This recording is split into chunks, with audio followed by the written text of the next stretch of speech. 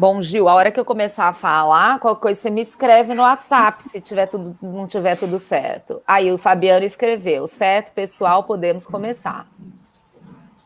Tá bom.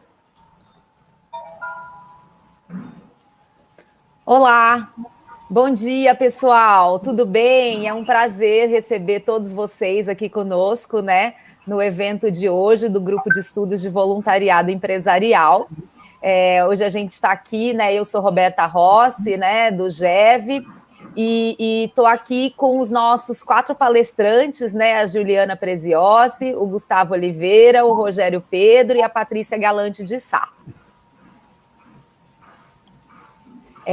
Então a gente vai começar.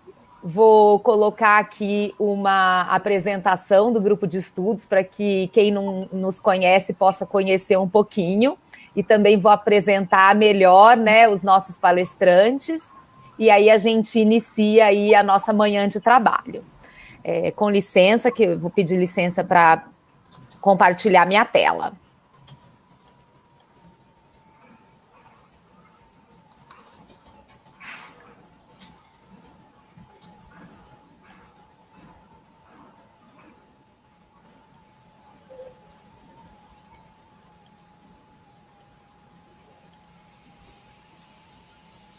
Bom, pessoal, o GEV, que é o Grupo de Estudos de Voluntariado Empresarial, é uma iniciativa, né, que reúne um grande número de profissionais de áreas diversas. Então a gente trabalha com o pessoal de sustentabilidade, de responsabilidade social, RH, institutos, fundações empresariais, entre outras áreas, né?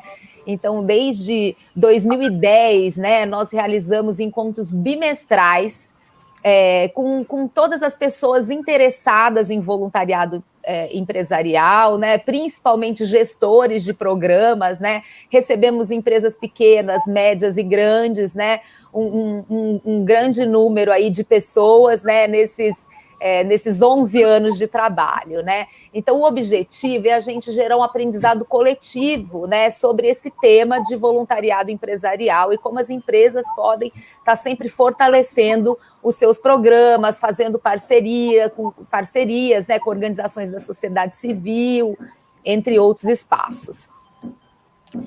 Como é que a gente trabalha, né? Bom, até 2020 a gente trabalhava com encontros presenciais, né? A gente está até com saudade, né, desses momentos aí de troca, de diálogo, né, de acolhimento. Então a gente estava sempre acostumado, né, a ter uma manhã, né, de trabalho. Então a gente sempre trazia os palestrantes, a gente sempre gerava uma atividade, fazia uma atividade de grupo, sistematizava esse conteúdo e colocava no nosso site, né? Aí, devido à pandemia, a gente se reorganizou para os eventos acontecerem de forma online, então eles têm uma carga horária um pouco reduzida, mas o jeito de trabalhar é o mesmo, né? A gente quer gerar o debate, trazer palestrantes, né, que sejam relevantes para várias abordagens do voluntariado empresarial. A gente promove discussões, né, debates. A gente sempre sistematiza, né, os encontros com as apresentações dos palestrantes, com o que foi falado, a gente coloca e também coloca no nosso site. E a gente tem aí também uma rede de parceiros, a gente participa de muitos eventos da área para trazer esse conhecimento também para o GEV, né? A gente já aconteceram 71 encontros, hoje é o 72º, né? Contamos com mais de 5.000 participantes e mais de 550 empresas representadas, né? O ponto que a gente ganhou aí com os eventos virtuais, né, foi a gente poder receber, né, empresas, organizações de todo o Brasil, né, que antes a gente fazia no presencial, eram mais as pessoas que estavam em São Paulo, então agora a gente ganhou aí essa capilaridade. O que a gente já construiu juntos, né? A gente tem um site, né, com todos esses conteúdos desenvolvidos em todos esses encontros desde 2010. Então a gente vai passar aí para vocês, para quem não conhece, acessar, tem muita coisa bacana lá. A gente tem uma parceria aí, né, com o Instituto Filantropia, mas especificamente para conteúdo na revista Filantropia. Então a gente tem artigos publicados periodicamente na revista, né? E a gente também tem um livro, né, que é o Voluntariado Empresarial, Estratégias para a Implantação de Programas Eficientes, que foi publicado pela Saraiva, e ele foi fruto do primeiro ano de trabalho. Então, de todas as pessoas que participaram, de todos os temas que a gente falou, a gente teve essa ideia de construir aí esse livro, que é um passo a passo mesmo para a construção de um programa. Nós trabalhamos apenas com voluntários, né? Então a gente tem um comitê organizador voluntário, né? Que hoje quem são os membros, né? A Cláudia Sintoni e a Juliana Yoshimatsu do Itaú Social, a Juliana Preziosi da Conexão Trabalho, o Renan Carvalho do V2V, a Renata Toledo da Avon, Roberta Rossi, que sou eu, da Conexão Trabalho, a Samantha Jones do V2V e a Silvia Nakashi. Temos também patrocinadores e apoiadores, né, que sem eles a gente não conseguiria aí, atuar da forma que a gente atua, então a gente continua agradecendo os nossos patrocinadores, o Itaú Social e também a Fundação Cargill, e os nossos apoiadores, né, super apoiadores do Instituto Filantropia, né, a Will Work, que nos acolhia no espaço quando a gente estava presencial, a Conexão Trabalho, o Instituto Avon, o V2V e a consultoria da Silvia.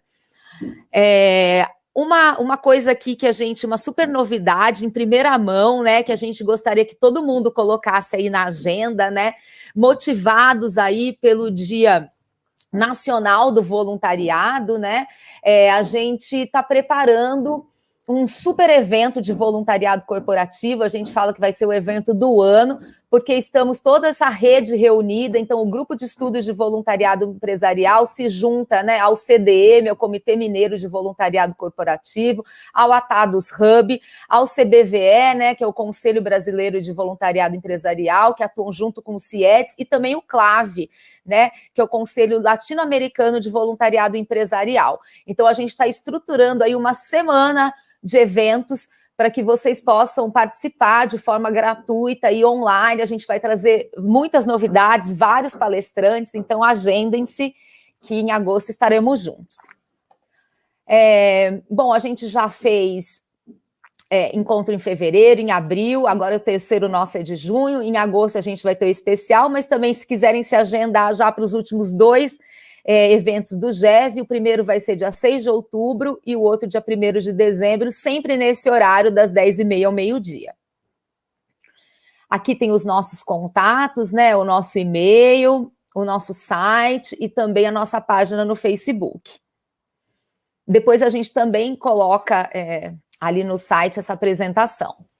E aí, gente, hoje, né, a gente resolveu trazer esse tema, né, de gerações e o voluntariado, né, da juventude à longevidade. Então, são muitas as gerações, né, convivendo no mesmo momento, né?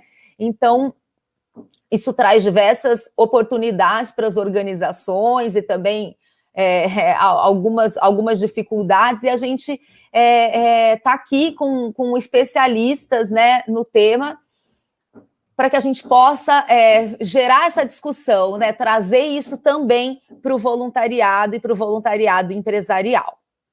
Bom, para esse olhar para a juventude, a Juliana Preziosi, ela é sócia na Conexão Trabalho Consultoria, atua com sustentabilidade há mais de 15 anos, e ela está aqui porque ela vai trazer em primeira mão os resultados do mestrado que ela acabou de concluir, né, em sustentabilidade na FGV, e ela analisou a influência da sustentabilidade no engajamento da geração Z no trabalho, tá? Então a Gil vai trazer esse olhar para a juventude. E aí, para trazer o case de voluntariado e juventude, a gente vai ter o Gustavo Oliveira, que ele tem um cargo muito chique de Associate Manager de Cidadania Corporativa na Accenture Brasil. O seu papel é levar inovação ao setor social, conectando a comunidade com as tendências da economia digital e o futuro do trabalho para democratização de oportunidades e redução das desigualdades. Quem vai trazer o olhar para a longevidade é uma super especialista, a Patrícia Galante de Sá.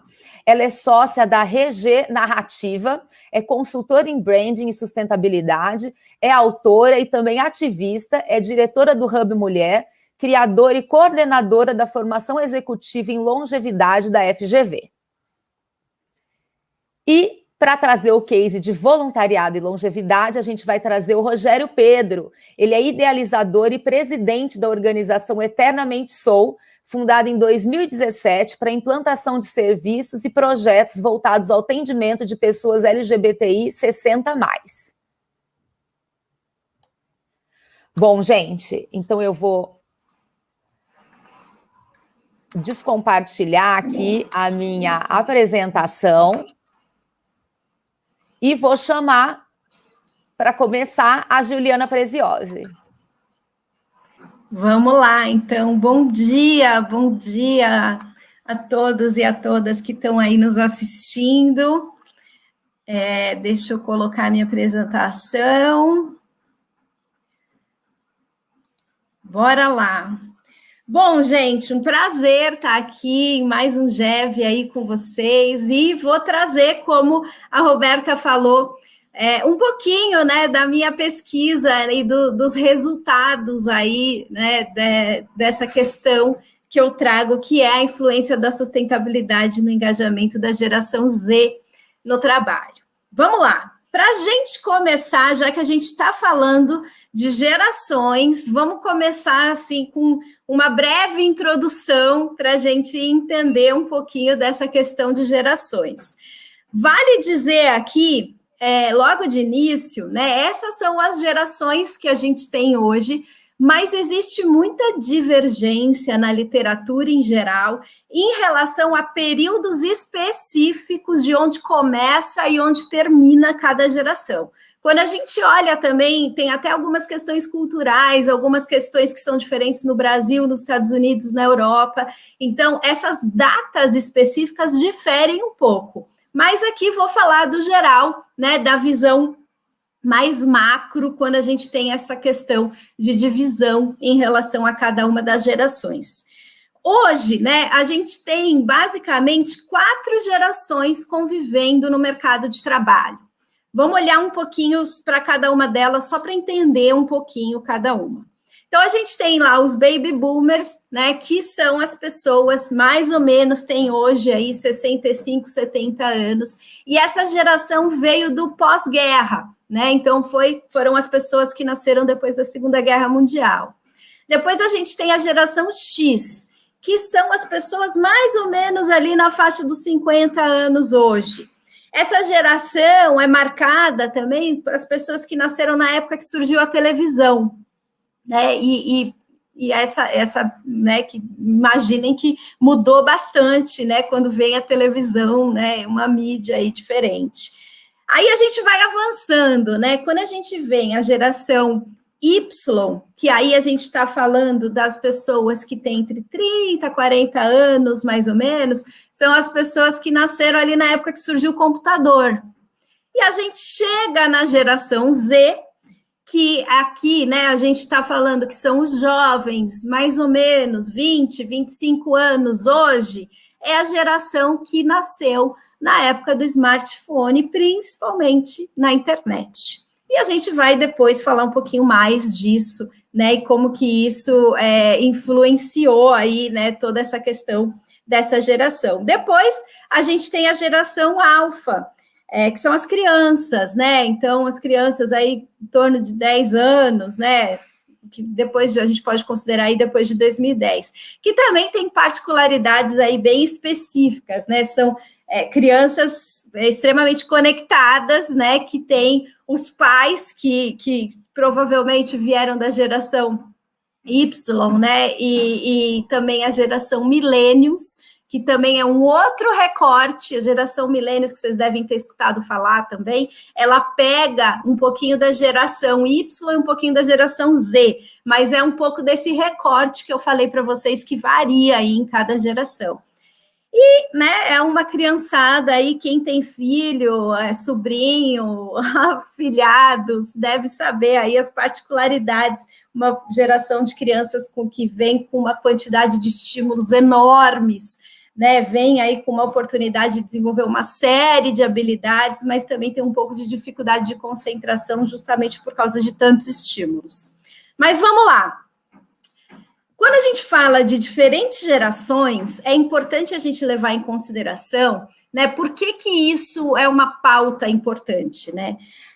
O conceito de geração, ela vem de pessoas que nasceram com um background histórico diferente. Então, pensa só, é diferente a gente, né, imaginar como é que era, né, lá quando a gente olha na situação pós-guerra, como é que era a sociedade que a gente vivia naquele momento, quando a gente compara as pessoas que nasceram numa época de internet, né, numa época de smartphone. Então, o que a gente traz, né, e isso também tem muita base de neurociências, né, é que quando a gente vai crescendo, a gente vai sendo influenciado pelo ambiente, né, a gente vai sendo influenciado pela sociedade ao nosso redor. Então, quando tem, né, diferentes, né, formatos, diferentes backgrounds, diferentes coisas acontecendo no mundo que a gente vive, isso influencia também os nossos valores e a nossa forma de viver, as nossas experiências são diferentes, né? Então, as gerações, elas têm um conjunto particular de valores, né? E essa combinação de valores vai se diferenciando também pelas experiências da vida, né? Pela sociedade, pela forma, né, que a gente tem ali de viver e o contexto histórico que está acontecendo em cada período. E aí, né, isso faz com que cada geração tenha características bem específicas. Entrando um pouquinho, né, aí trazendo, né, aí saindo dessa introdução de gerações e falando um pouquinho da minha pesquisa, né, que foi olhar tanto para sustentabilidade quanto para engajamento e geração Z, por que juntar essas duas coisas? Por que falar de engajamento e sustentabilidade? Vamos só entender aqui esse panorama. Bom, uma estratégia de sustentabilidade, ela requer uma mudança de comportamento, né? A gente está falando de um novo mindset, de olhar para os desafios do mundo de uma forma diferente. E, para isso, o engajamento de funcionários e colaboradores é fundamental, porque não adianta promover ações socioambientais e ter uma estratégia de sustentabilidade se não tiver um olhar para colaborador, porque isso influencia na atração e retenção deles. Senão também fica um discurso falso, né? A empresa que tem, e aí eu estou falando de uma estratégia de sustentabilidade macro, né? Que tem ali uma série de ações embaixo, né? Um guarda-chuva da sustentabilidade. A empresa tem que fazer com que isso não fique só no discurso, né? O famoso greenwashing, ele tem que estar na prática. E isso, para estar na prática, precisa envolver colaborador, né? Não tem como isso não acontecer.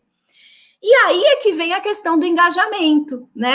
A questão do engajamento de funcionários está atrelado com uma visão de sustentabilidade que a empresa incorpora na sua estratégia.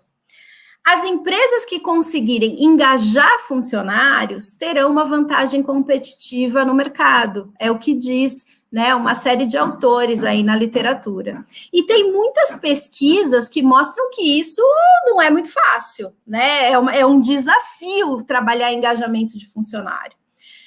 Tem uma pesquisa que fala que em torno, assim, uma média geral, é que 70% da força de trabalho é passiva ou ativamente desengajada, e isso tem prejuízo financeiro para as empresas. O baixo nível de engajamento no trabalho é um problema global super alarmante porque reduz performance no trabalho. E, gente, não é fácil, né, trabalhar engajamento e olhar para isso, né, em questão de produtividade. Tem uma série de desafios, né? As empresas estão aprendendo a lidar com isso. E aí é que entra, né, um pouco dessa discussão, né, de gerações, né? Como é que eu vou trabalhar o engajamento de funcionários, né? Como é que vem os valores de uma estratégia de sustentabilidade nesse sentido e como que isso vai se manifestar com um olhar e com as características da geração. No meu estudo, eu optei por olhar a geração Z. E por que eu escolhi a geração Z? para poder embasar aí minha pesquisa. Bom, quem é essa geração? Eu falei um pouquinho para vocês, mas vamos aqui trazer os pontos principais. É uma geração que nasceu no mundo da tecnologia. Só aí, gente, vocês imaginam, né, como era a vida sem internet? Né? Eu não sou geração Z, então eu lembro que eu não tinha, né? Ia para a escola, ia fazer trabalho, precisava fazer pesquisa, eu pegava, ia na biblioteca e pegava uns volumes lá de enciclopédia para fazer pesquisa. Né? Hoje em dia não precisa, né? Fácil, Google, ali eu tenho todas as informações do mundo num instante. Né? Isso é muito significativo, né? Uma mudança muito significativa. Como é que era a vida no trabalho quando a gente não tinha e-mail? Né? São algumas coisas que passam aí, né? Quando a gente começa a pensar em alguns anos atrás. É uma geração que tem acesso fácil a qualquer tipo de informação, como eu falei. Não tem medo de mudanças, porque ela está acostumada com a agilidade, com o rápido, com o movimento. É a lógica do selfie. Tirei o selfie ali, aí fiz outra coisa, aí fui para lá, enfim. Então, eu estou acostumado com as mudanças, né? Essa geração. Se preocupa com sustentabilidade do planeta, justamente porque tem acesso a um maior número de informações, né? Porque está fácil, ela entende que temos desafios no mundo que a gente vive. Temos a questão de mudanças climáticas, né? Tá aí o exemplo da Greta, né? E isso é um problema. Então, ela se preocupa com essas questões, né? Busca significado e sentido nas coisas que faz. Essa geração, ela olha para propósito. O que eu estou fazendo e por que eu estou fazendo isso, né? Qual é o sentido disso? E ela quer ser feliz no trabalho, né? Trabalhar é também sinônimo de felicidade. Eu preciso me sentir bem com o que eu estou fazendo, tem que ter sentido o que eu estou fazendo.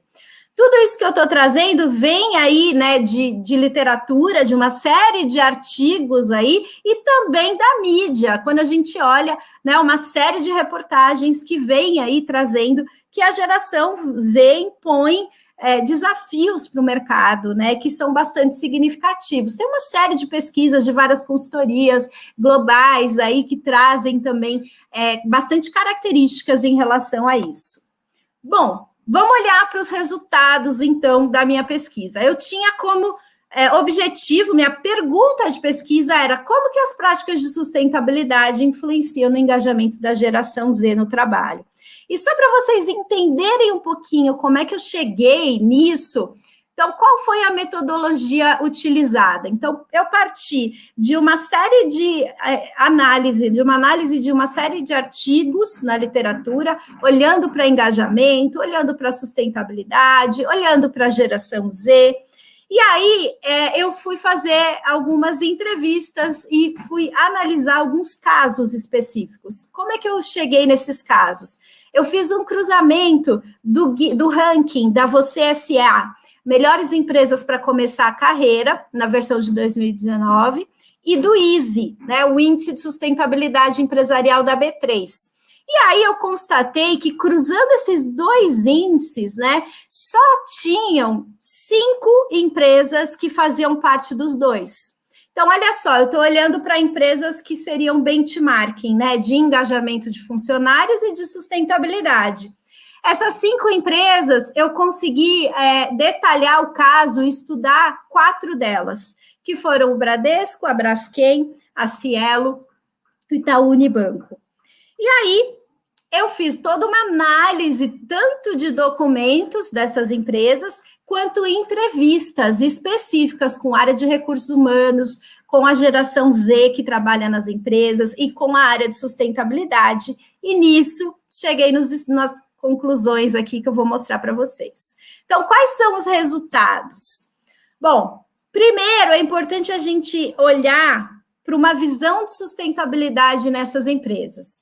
Né? São casos que eu analisei, né, e que são de empresas que têm uma estratégia de sustentabilidade mais madura, né? Tem um posicionamento, tem uma estratégia mais sólida. Então, sustentabilidade, né, nesses casos, está relacionado com missão e valores da empresa. Então, é importante falar isso, porque existem níveis diferentes de sustentabilidade em cada empresa. Aqui eu estou olhando para um benchmarking, eu estou olhando para empresas que têm isso consolidado na sua missão e nos seus valores. A visão de engajamento dos jovens, né? Como é que ela aparece? Com uma visão muito forte de valorização das pessoas, nas suas individualidades e diferenças. E aí fica muito forte a necessidade de olhar para a diversidade e inclusão.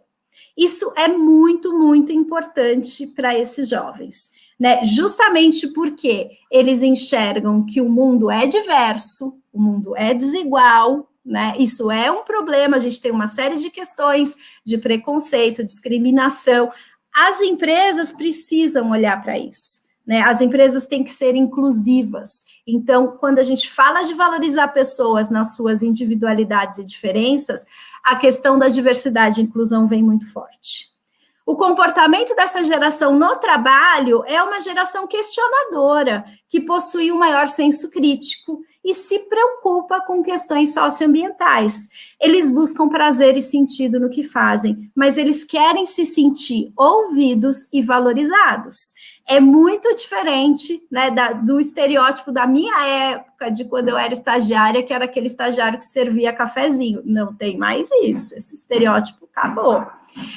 Esse jovem, ele quer entender o porquê que ele está fazendo e o porquê que isso vai fazer sentido num todo, né? O que isso vai colaborar com a empresa de alguma forma, ou com a área, ou com um projeto que ele está empenhado ali. E aí, quando a gente olha na relação de sustentabilidade e engajamento, essa relação acontece na influência que a sustentabilidade traz para o alinhamento de valores e propósitos. Por quê? A sustentabilidade traz valor para a empresa. E esse jovem, ele quer atuar numa empresa que tem impacto positivo na sociedade. Mas ele precisa ser ele mesmo. E por isso é importante olhar para a diversidade e inclusão. É importante olhar para ações que estimulem a criatividade e a inovação. E isso se reflete, né, um pouquinho mais dos resultados do estudo, e aí vocês vão entender aonde que o voluntariado vai aparecer aqui, é quando aparecem práticas. Porque olhando para tudo isso que eu falei, eu fui olhar para quais as práticas, né, empresariais que contribuem para essa geração de valor e para essa relação da sustentabilidade com o engajamento de funcionários. E aí, quando a gente olha para a questão de pessoas, quais são as práticas que aparecem, né? Um programa de diversidade e inclusão, com certeza, né? O top número 1 ali para isso. E depois aparecem algumas outras práticas aqui, como a importância de treinamento e capacitação. Esse jovem busca treinamento, ele quer aprender, né? Ele quer evoluir ali, se desenvolver. Programas de qualidade de vida e maior flexibilidade no trabalho. Lembra que ele quer ser feliz no trabalho? Então, precisa ter um balanço entre pessoal e profissional. Ações de suporte ao colaborador em função da pandemia apareceu na pesquisa em função de tudo isso que a gente está vivendo, né? Vocês devem ter visto aí, enfim, nas suas empresas também, esse olhar para o colaborador durante todo esse período de pandemia, o olhar no colaborador em casa, o suporte para a saúde mental, né? Ações ali, isso é muito significativo e tem impacto no engajamento de funcionários. E aí, o que aparece como uma prática super relevante? O voluntariado corporativo. Por quê? Porque o voluntariado corporativo, ele é uma oportunidade de alinhamento de valores que está ligado ao protagonismo social. Esse jovem, ele quer que a empresa tenha um impacto positivo na sociedade, mas ele também quer ter um impacto positivo. E quando ele faz uma ação de voluntariado, ele é protagonista nesse sentido. Quando a empresa incentiva o voluntariado e estrutura o voluntariado empresarial, isso contribui para o engajamento desse jovem, porque é como se as coisas ali vão se juntando, né? As pontas vão fechando. Ele tem uma oportunidade de ter um impacto positivo na sociedade por uma ação dele que tem uma estrutura da empresa por trás. Então, acaba sendo uma atuação prática, né? Uma forma dele, né, poder praticar os valores e olhar para o mundo que a gente vive de uma forma significativa para ele também. Quando a gente fala de sustentabilidade, aqui eu resumi todas as ações de impacto positivo para a sociedade que aparecem. Então, desde uma estratégia definida e consolidada de sustentabilidade, produtos e negócios sustentáveis, né? Então, os meus casos eram empresas que têm produtos e negócios sustentáveis, ações com foco ambiental diversas, desde gestão de emissão, ecoeficiência, olhar para mudanças climáticas, enfim, uma série de coisas. O foco social também, investimento social privado, ações de cidadania, enfim, várias coisas. O compromisso com a agenda global através dos Objetivos de Desenvolvimento Sustentável também aparecem aqui. As ações de suporte à sociedade em função da pandemia também, né? Vejam que eu olhei para 2 grandes bancos, né, que tiveram ações muito significativas de apoio à sociedade, né, com investimentos de milhões aí em várias ações que aconteceram tanto o ano passado quanto esse, e isso é significativo porque também gera valor. E ações relacionadas à inovação e tecnologia, né? Seja no âmbito, quando a gente fala de inovação, em termos de ação, no sentido de grupos multidisciplinares, de as metodologias ágeis, e também quando a gente fala em investimento em tecnologia, né? Em produtos mais sustentáveis, né? Em ações que possam trazer um impacto mais positivo. E aí, gente, resumindo, né, chegando aqui no final da minha fala, que é curta, né, como é que eu posso responder a pergunta que eu trouxe, né, para vocês aí, né? Como é que se dá a influência da sustentabilidade no engajamento da geração Z no trabalho? Bom, a influência acontece através do alinhamento de valores e propósito. E isso se manifesta através de uma estratégia de sustentabilidade. Mas, para isso, é preciso ter uma valorização das pessoas nas suas individualidades e diferenças, o que se manifesta através de um programa de diversidade e inclusão. O fomento à inovação é importante, porque esse jovem quer desenvolver a sua criatividade, ele aprecia a tecnologia e está aberto para novas ideias. Todo esse pacote precisa provocar um impacto positivo para a sociedade. E para que isso aconteça, é muito importante olhar para 5 coisinhas muito básicas e muito relevantes para qualquer empresa, que são uma cultura organizacional que valoriza as pessoas, que fomenta a inovação, que é inclusiva e promove a diversidade. Um papel da liderança claro e transparente, né, que seja empático e inspirador, porque esse jovem, ele quer aprender com a sua liderança. Relações internas de troca e colaboração, uma maior proximidade entre as pessoas, a gente fala dessa humanização no ambiente de trabalho. E atenção para a escuta, esse jovem quer se sentir ouvido e valorizado. A comunicação é muito importante e ela precisa ser abrangente, efetiva e atenta às particularidades de cada público. E, para que tudo isso aconteça, quais são as práticas que contribuem? Trazendo aqui o resumo, né? O programa de diversidade, treinamento, o voluntariado corporativo. Vejam que eu botei um destaque porque é a atuação protagonista da pessoa que também quer contribuir para o impacto positivo na sociedade. Programa de qualidade de vida, ações de impacto positivo no geral e ações relacionadas à inovação e tecnologia. E aí, gente, para fechar, né? Essa geração Z, ela quer contribuir com soluções e não potencializar os problemas já existentes. Já temos muitos problemas. Então, por isso, elas vão também buscar empresas que querem contribuir com solução e não potencializar os problemas.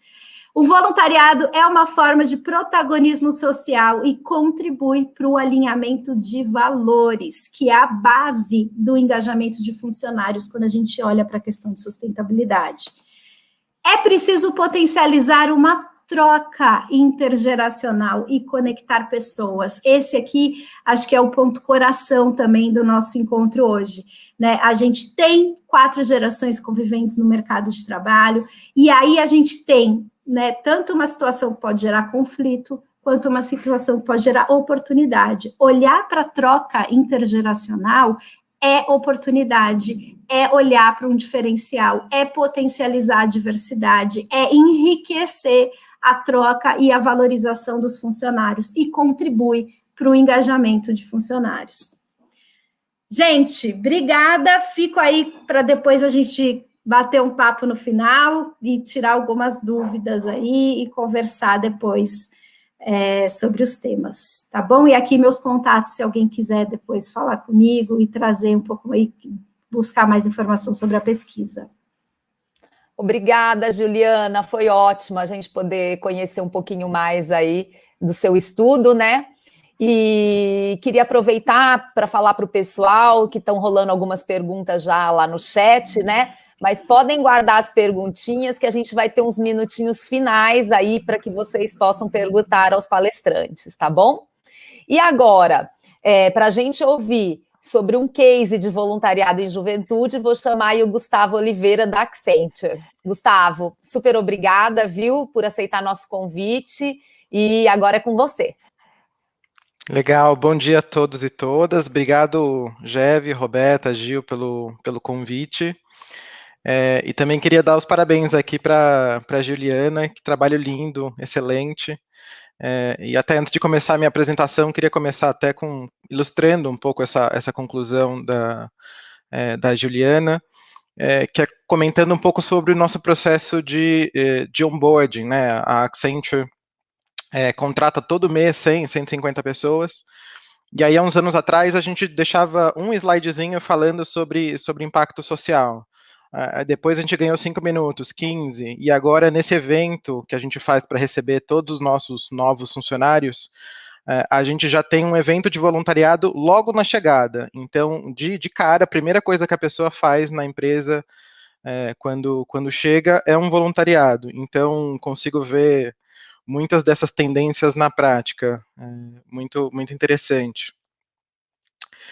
Vou compartilhar aqui um material com vocês.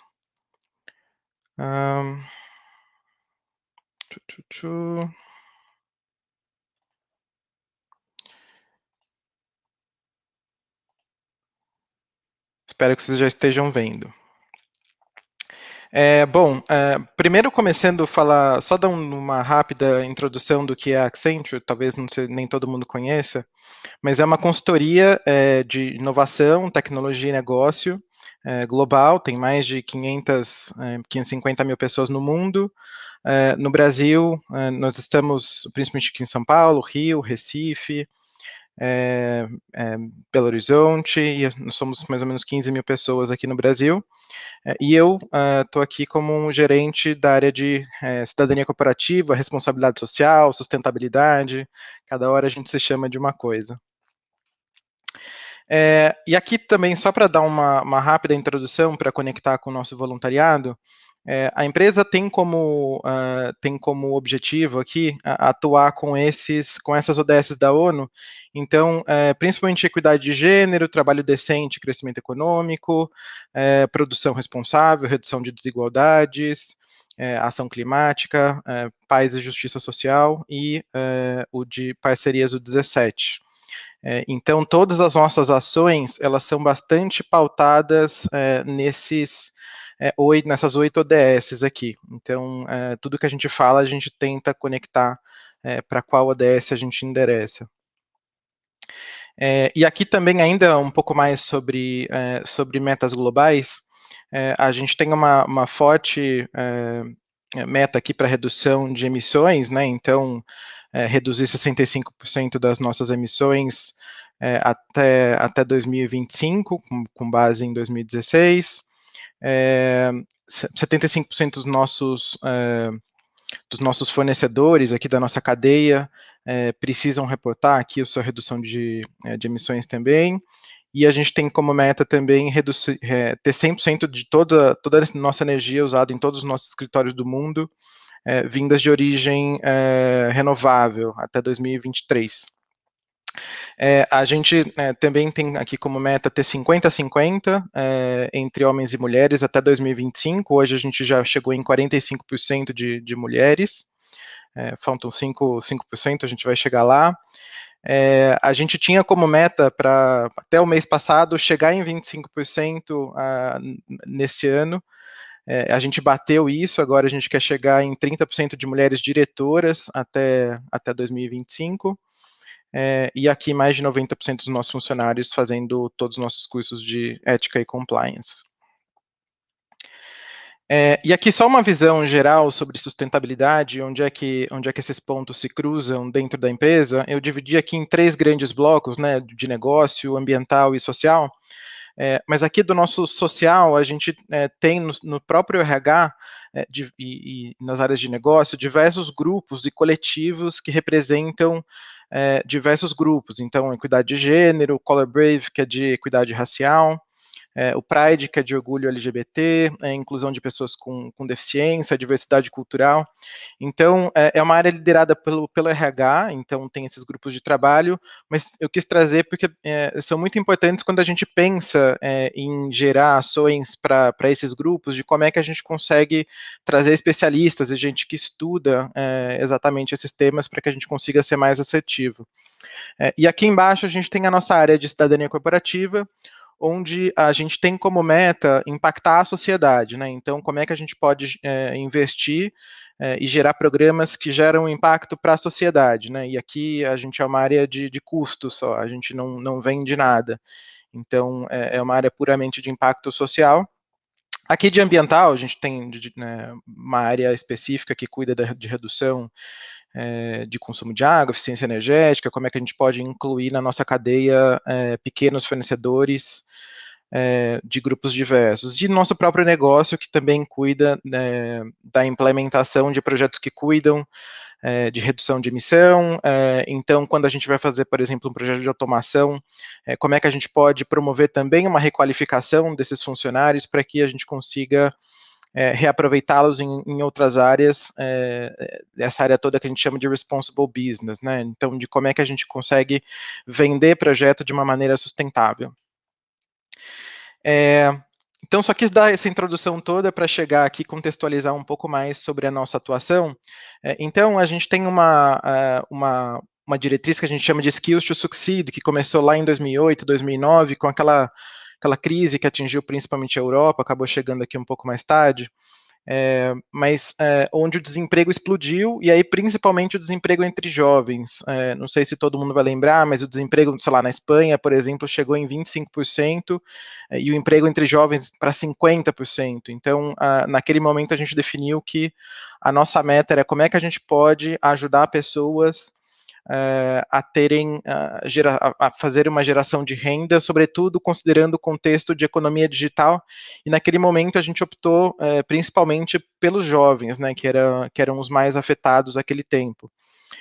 E aqui eu quero trazer rapidamente vou trazer durante a apresentação 2 grandes visões, mas uma é sobre o impacto social, né, sobre a visão de sociedade, e a segunda é sobre a importância desse trabalho internamente para os nossos funcionários. Então, aqui eu só queria fazer um destaque para esse tema de economia digital, né? Então, a gente vive hoje um cenário onde novas tecnologias vêm automatizando principalmente aqueles trabalhos que são mais repetitivos, né, que não requerem tanta criatividade, e a gente vê que isso afeta principalmente os empregos de início de carreira, então, telemarketing, caixa, que são tipicamente os empregos ocupados por jovens e a porta de entrada do mercado de trabalho para jovens no mercado de trabalho. Então, principalmente olhar para essa juventude, como é que a gente pode direcioná-los a outros outras portas de entrada de carreira, aqui, de novo, principalmente alinhado à economia digital e empregos não só ligados ao uso de tecnologia, mas empregos que tendem a crescer, né, num curto e médio prazo, como economia verde, cuidado e bem-estar. Então, como é que a gente pode redirecionar essas pessoas para novas carreiras? E aqui atuando principalmente com jovens sem, né, que a gente chama, então, jovens em vulnerabilidade social, sem acesso a estudo e sem acesso a trabalho. E a gente chega lá de 4 maneiras, né? A gente investe em alguns programas sociais, a gente faz consultoria pro bono para algumas ONGs, a gente constrói algumas soluções e plataformas digitais que vão endereçar esse desafio, e aqui o nosso programa de voluntariado, que eu vou dar um destaque aqui no final. Então, aqui para os nossos programas de capacitação, a gente sempre busca fazer parcerias com algumas organizações que entendem exatamente do tema. Então, eu coloquei alguns logos aqui de algumas organizações que a gente investe, mas, na verdade, a nossa base de organizações parceiras para voluntariado são mais de 50. E aqui a gente atende 3 grupos. Eu falei que a gente atendia principalmente jovens, mas a gente recentemente acabou ampliando por novas necessidades, né? Então, principalmente esse grupo de próximas gerações, que a gente chama, que são crianças de 8 a 14, que é como é que a gente pode gerar esse digital mindset, né? Esse pensamento computacional em jovens que estão em escola pública. Aqui, principalmente, ainda continua sendo o nosso grande foco, né? Então, como é que a gente pode apoiar jovens em busca de primeiro emprego? E adultos afetados pela economia digital em carreiras que foram afetadas e adultos que precisam de requalificação. E aqui, só ilustrando, eu coloquei como exemplo um dos nossos programas, onde a gente já capacitou mais de 1.600 pessoas no Brasil, e 750 foram contratadas na própria Accenture. Aqui estou falando de jovens de periferia, com renda per capita familiar de até um salário mínimo, e essas pessoas hoje já representam mais de 1/3 dos nossos cargos de entrada aqui na Accenture. Então, a gente realmente está buscando trazer esse jovem, e não é qualquer jovem, né? É um jovem que tem essa visão diferente, né? Esse histórico que não é de alguém que veio da faculdade, não é alguém que está em grande centro, mas esse jovem periférico. E aqui trazendo essa importância do voluntariado para essa missão, aqui a gente tem um programa que a gente chama de Be Expert, né? Então, como é que a gente pode oferecer programas de voluntariado que vão de acordo com essa missão da empresa, né? Que é como é que a gente pode qualificar pessoas para que ingressem em cargos de economia digital. E é interessante dizer aqui que hoje eu poderia dizer que, sei lá, 80% da nossa base de voluntários tem menos de 30 anos. Realmente quem chega de primeira, assim, quando entra na empresa, está mais interessado em saber o que a empresa faz socialmente do que exatamente qual é a área foco que ele vai trabalhar. Então, isso é uma coisa impressionante. E até pensando nesse público todo, em toda essa energia, essa potência, a gente criou um programa que chama Crie Sua Ação.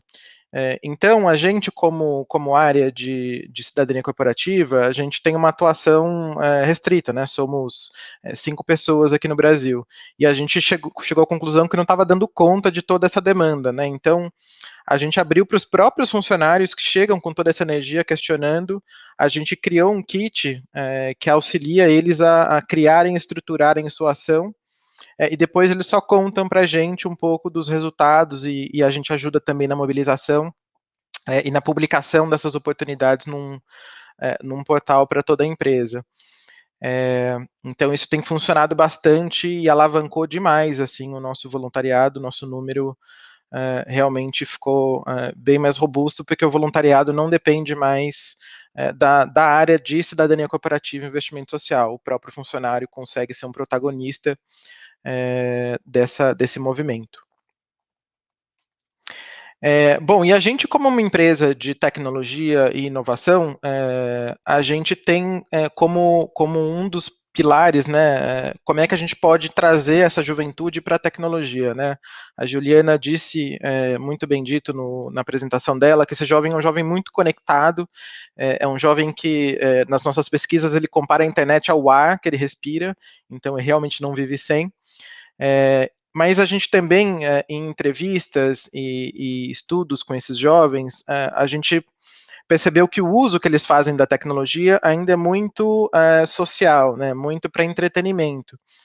Então, como é que a gente pode pegar essa vocação natural, né, esses nativos digitais, e também levar conhecimentos de tecnologia que podem ajudá-los a ingressar numa carreira e trabalhar de fato com tecnologia, né? Então a gente criou 3 programas aqui internamente.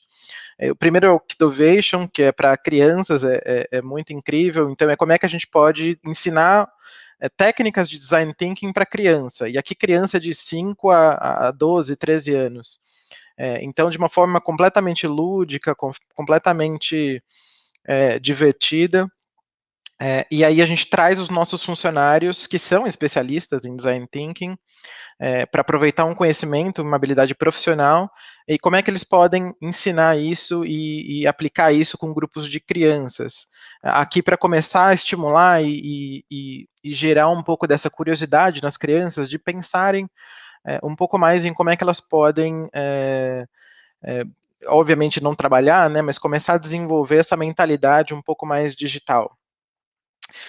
Aí depois um próximo passo aqui seria a hora do código. Então, como é que a gente pode, em cursos muito rápidos, também aqui bastante interativos, como é que a gente pode ensinar programação em 1 ou 2 horas também para crianças e jovens. E aqui, depois, o jovem se interessando mais ainda, a gente vai para o Codedojo, que é um programa já mais robusto, de 16 horas, que também não tem o objetivo de empregar, mas de desenvolver um pouco essas habilidades de programação para jovens. Bom, e aqui só num cenário de pandemia, a gente passou a fazer tudo online, mas a gente conseguiu encontrar diversos programas para continuar rodando, obviamente, sem precisar dessa presença física, né, das pessoas. Então, a gente no começo da pandemia tinha até uma expectativa de queda, mas a gente com esses programas online conseguiu manter um bom engajamento dos nossos funcionários.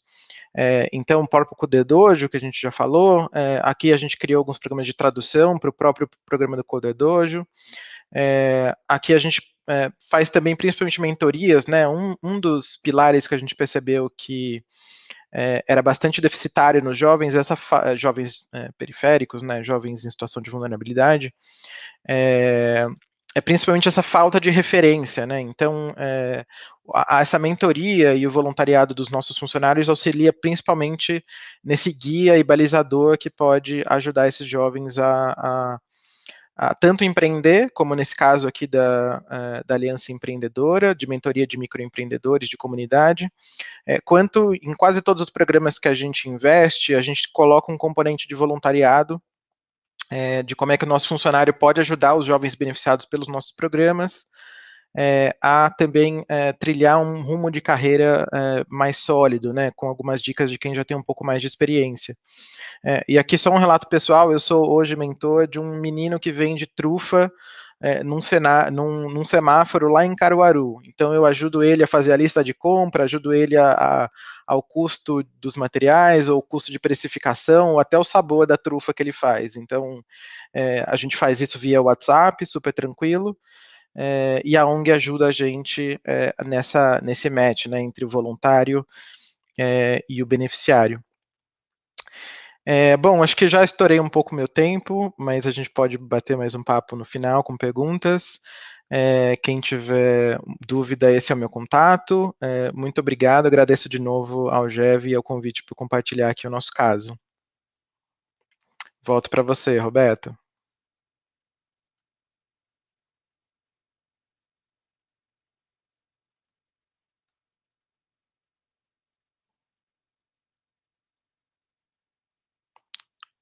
Gente, eu estava falando no mudo, desculpa.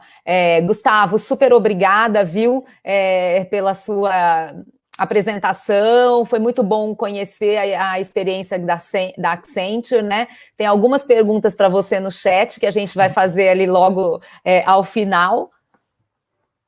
E obrigada, muito bom saber, né, dessa migração para as ações online, né? A gente precisa muito captar isso, né, das empresas para inspirar outras, né? Porque realmente aí com a chegada da pandemia, né, essa necessidade foi latente, as empresas foram se adaptando, né, e agora a gente está vendo muita iniciativa bacana. Super obrigada, Gustavo.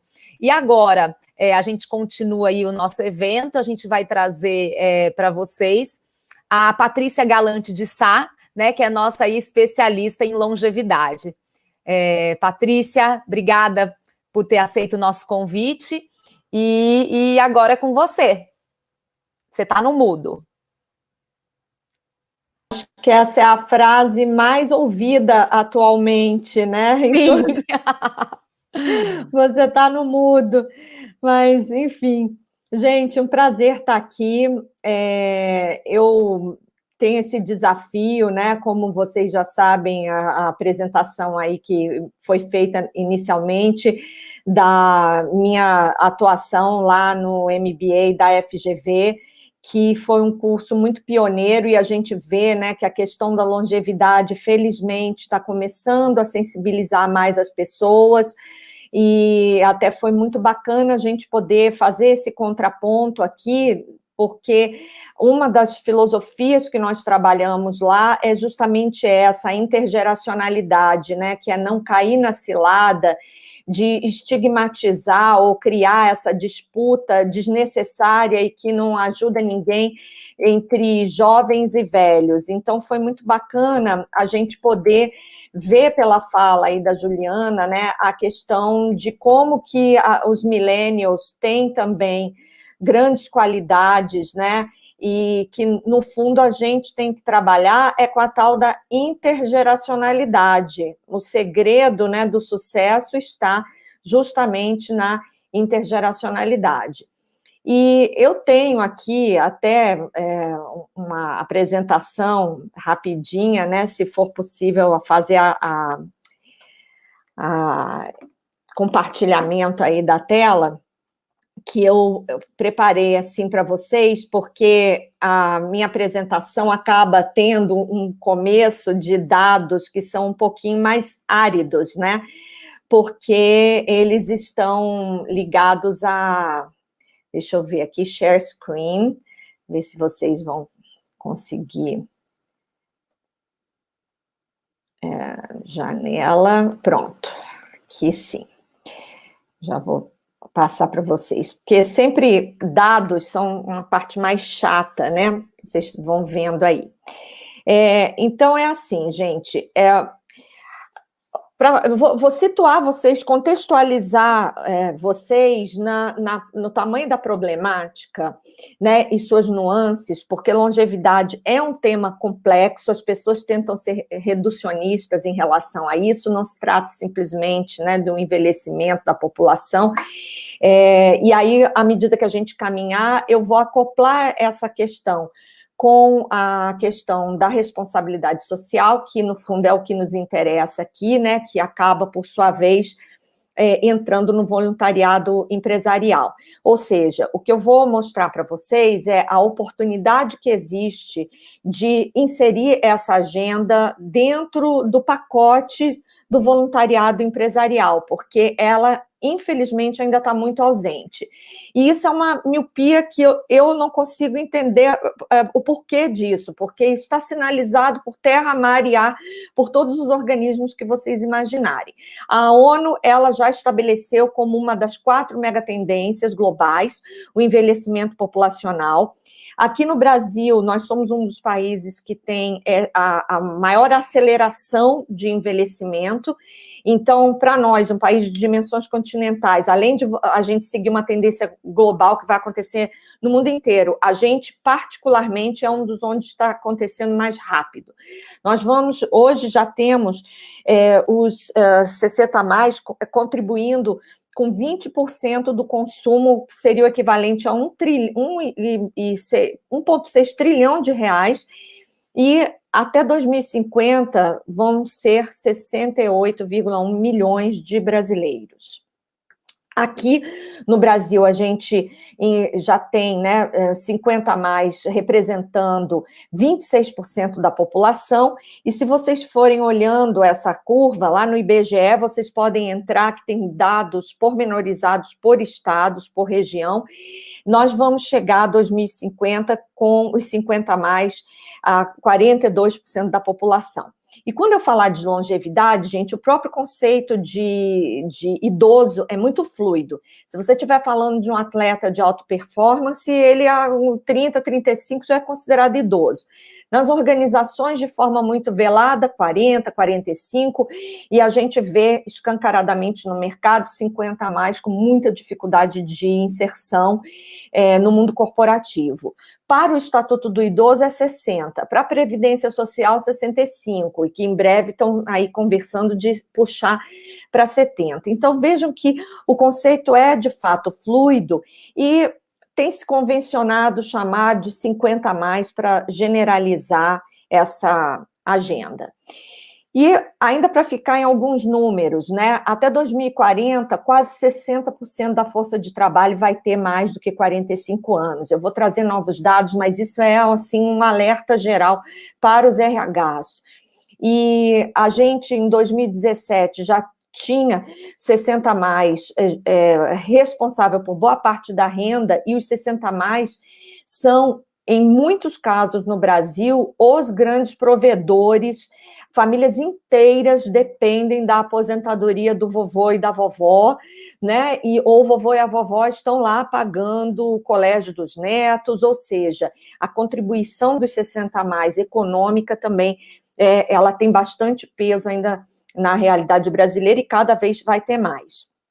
E também a gente desmonta um pouco aquela ideia de que startup é coisa de jovem, né? Para vocês terem uma ideia, as empresas, esse é um dado do Senac, as empresas que são mais estáveis, né, pequenas e médias empresas que conseguem sobreviver e empregam mais pessoas, elas estão na mão de donos com mais de 60 anos. E a média de idade dos CEOs das empresas que têm ação na B3, né, é de 54 anos, ou seja, o mundo da gestão tem essa ideia meio utópica, né, de que jovem é que é o bom gestor, é que é o inovador, enfim. E a gente vai falar aqui exatamente da convergência dessas duas visões, a visão econômica, que é essa que eu estou trazendo para vocês, e a visão cultural.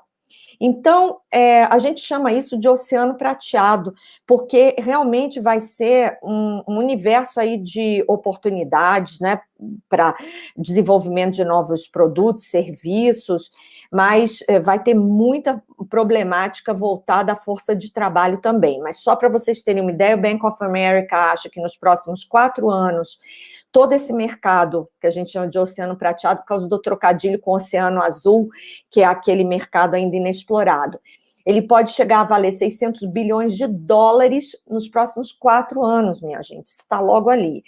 E que a gente poderia aumentar o PIB do Brasil se a gente contratasse idosos. Ainda para mostrar para vocês, a pirâmide era essa egípcia, né, que é essa pirâmide tradicional, ela foi indo, desde a década de 50, a gente ainda estava com uma situação muito tranquila de ter mais jovens do que velhos, e em 85 começa o processo de envelhecimento populacional, e aí a gente chega a 2020 com essa barrigada aqui, que a gente começa a ver que a mediana de idade dentro do nosso país começou a inflar o meio da pirâmide até a gente ter essa inversão da pirâmide. Mas deixa eu ver se eu consigo ocultar aqui, que está na frente do slide. Opa! Derrubou, gente, desculpe.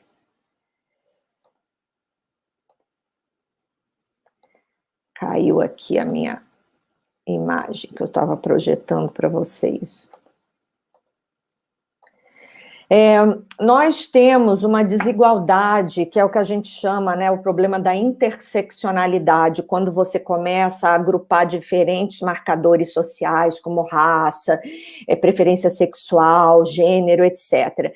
Então, as pessoas, elas têm uma expectativa de vida que é desigual, né? Enquanto no Brasil a média, né, de expectativa de vida de um homem branco é de 73, de um homem negro já cai em 6 anos. E dependendo da região onde você está, por causa de questões de saneamento, de violência urbana e tal, essa diferença pode aumentar muito, né? Em Niterói, um gap de 13 anos entre homens brancos e homens negros, ou em Queimados, que é um bairro bastante violento, a gente vê que derruba a expectativa de vida de todo mundo, mas ainda persiste a desigualdade por raça.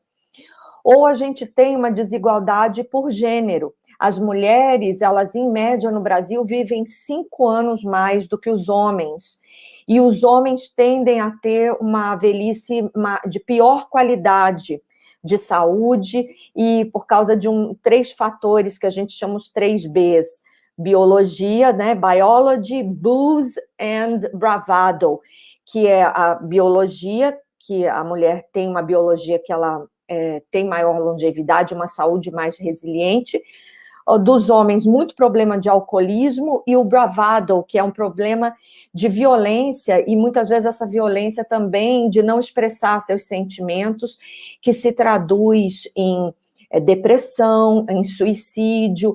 O homem cola muito a identidade dele com a questão profissional, e aí, quando o mercado de trabalho expele ele, ou porque ele não arruma colocação, ou porque ele se aposenta, ele perde a sua identidade, suas conexões todas sociais, né? A mulher, ela, para onde muita mulher vai para manter essas conexões? Para o voluntariado, né? É uma coisa que os homens não praticam tanto, e que com isso gera esse problema do isolamento, da vergonha e até da depressão e da doença. A gente vai ter em 2039 a inversão definitiva da curva, né, da pirâmide etária aqui no Brasil, onde a gente vai ter o que a gente chama, né, de a razão de dependência invertida, ou seja, a gente vai ter menos pessoas produtivas e mais pessoas dependentes. O que são produtivas? São considerados aqueles entre 25 e 64 anos, que isso também nós vamos ter que repensar esse linguajar, né, de produtivo e dependente. Os dependentes são considerados as crianças e idosos, portanto, pessoas a partir dos 65 anos são consideradas improdutivas na atual nomenclatura. E nós perdemos, por causa da pandemia, uma grande oportunidade no ano de 2020, onde a gente teve o melhor, o que chama o bônus demográfico, era a maior quantidade historicamente, que nunca houve antes e nunca haverá de novo, de mais pessoas produtivas, podendo gerar riqueza, do que dependentes. E aqui a gente vê numa projeção da ONU que a gente tem 3 cenários, né? O mais provável, baixo, médio, alto, para até 2100, e o mais provável é considerada essa projeção média, onde metade da nossa população vai ter mais do que 50 anos, formando essa barrigada, essa ânfora, né? E as razões disso são praticamente óbvias, né? A gente está morrendo cada vez mais tarde por causa dos avanços aí da medicina, da farmacêutica, as pessoas estão optando por ter menos filho, e além da gente estar morrendo cada vez menos, a gente está morrendo cada vez mais tarde. Então, com isso tudo, né, e vocês aí percebem que homens e mulheres, aquilo que eu falei anteriormente, as mulheres vivendo mais e com uma condição de saúde melhor. Então, isso vai ter um impacto nessa conta que não fecha mesmo, que é a Previdência Social, e que a gente vai ter que olhar com muito carinho para isso, porque isso significa que a gente vai ter que, de alguma forma, apoiar essas pessoas principalmente aquelas de classes sociais mais frágeis, mais vulneráveis, né, que dependem muito, não têm dinheiro para fazer uma previdência privada ou não estão numa empresa que vai ter plano de previdência corporativo. Então, isso aqui é a fala de uma pessoa, uma executiva da Mongeral Egon, né, dizendo que, financeiramente falando, se a gente entra no mercado de trabalho aos 22 e se aposenta aos 65, a gente trabalhou por 43 anos e não tem, é matematicamente impossível a gente cobrir mais 20, 30 anos de vida que nós ganhamos para pagar a conta, né? Não tem como a Previdência Social, se a gente pensar que cada vez vai ter menos jovens na base da pirâmide, pior ainda fica essa equação. E aí a gente cai em questões de cunho filosófico-cultural, né? A gente está vivendo cada vez mais, mas tecnologia, né, chips implantados, transhumanos, manipulações genéticas, né, você tem implantes robóticos, exoesqueletos, tudo isso está proporcionando que as pessoas vivam mais. Mas até quando a gente deveria viver? Eu sou uma super fã de ficção científica, né? E tem vários filmes que mostram aí um futuro bastante distópico dessa questão da gente querer viver 200, 300 anos. O que aconteceria com uma sociedade para dar conta, né, de uma população que vive tanto? E aí a gente cai nessa fala recente, né, do Paulo Guedes, que se a gente despir essa fala de qualquer ideologia política, demograficamente falando, ela está correta, né? A questão da gente querer ter mais longevidade, essa é uma grande conquista da humanidade, ela gera um problema econômico que nenhum governo do mundo ainda conseguiu equacionar. Mas ela mexe com a gente, né, numa questão de um momento muito fragilizado em que as pessoas reagiram da pior forma possível, né, que tomara que as pessoas vivam muito, essas declarações são sinistras, mas, gente, o fato é que essa é uma realidade que nós parecemos que estamos vivendo uma espécie assim de uma Matrix, estamos nos recusando a enxergar, como, por exemplo, aqui, o relatório de riscos globais que o Fórum Econômico Mundial todo ano ele publica, né, e que desde 2013, em 2013, ele falou como risco o envelhecimento populacional e depois sumiu. No relatório de 2021, não vem nada falando sobre esse risco, quando a gente sabe que a população só está envelhecendo cada vez mais, né? Então, não olhar como risco todo o impacto que a gente vai ter na Previdência, no sistema de saúde, a geração de renda, cadê o emprego para essas pessoas 60 a mais? Não olhar o envelhecimento populacional como risco é de uma miopia, de uma temeridade enormes.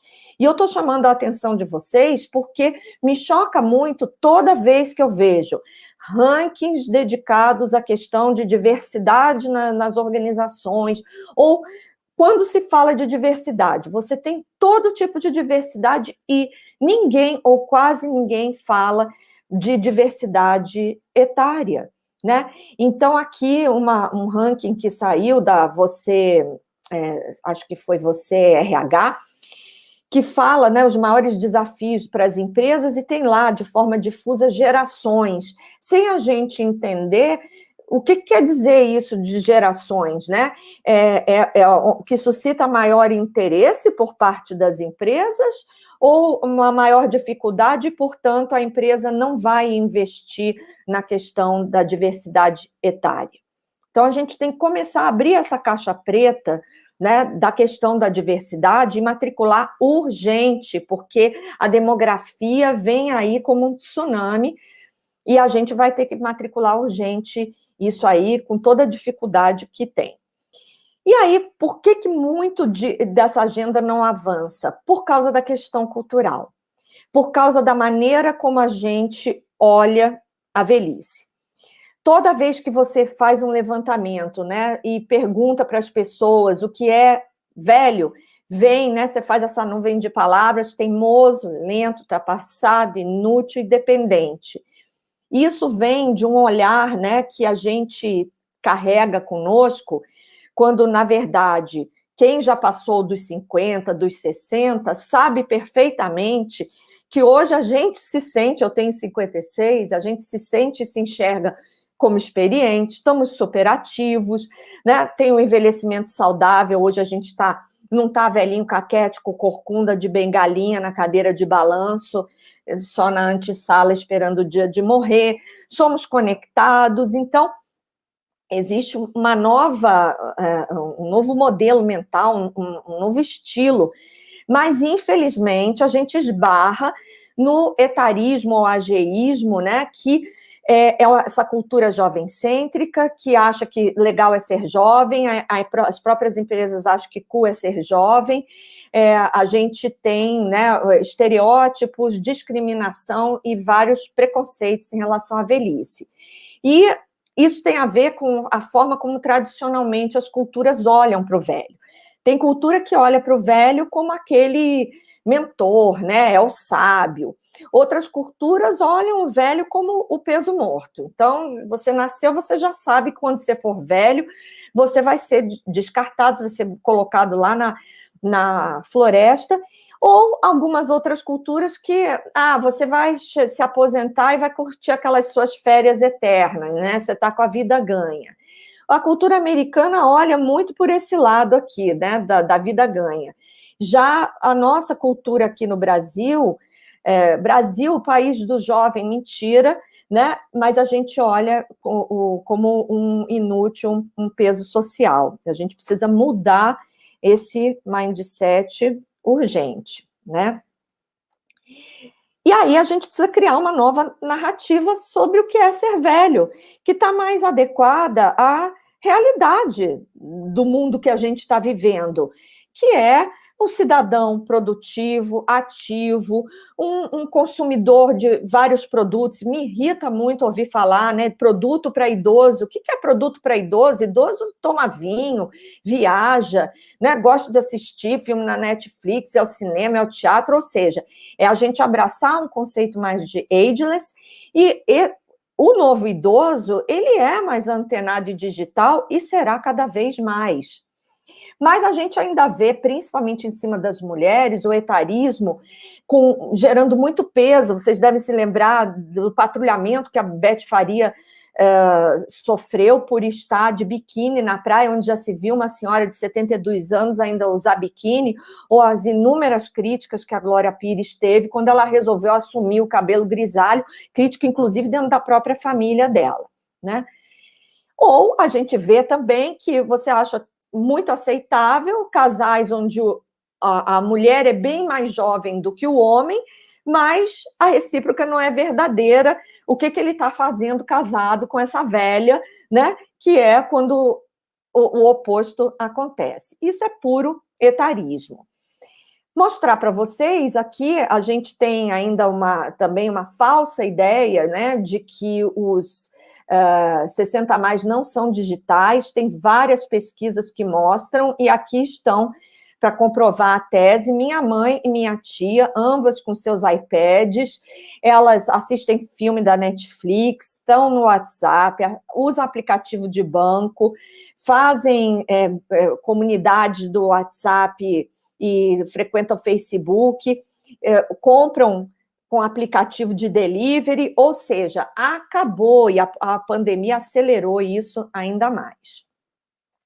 E a gente tem, pela primeira vez, né, o que a gente chama de geração sanduíche, que são pessoas que estão ali numa meia-idade e que elas estão, ao mesmo tempo, tendo que cuidar dos filhos e dos pais, porque antes os pais faleciam, hoje eles estão vivendo muito mais e requerendo cuidados.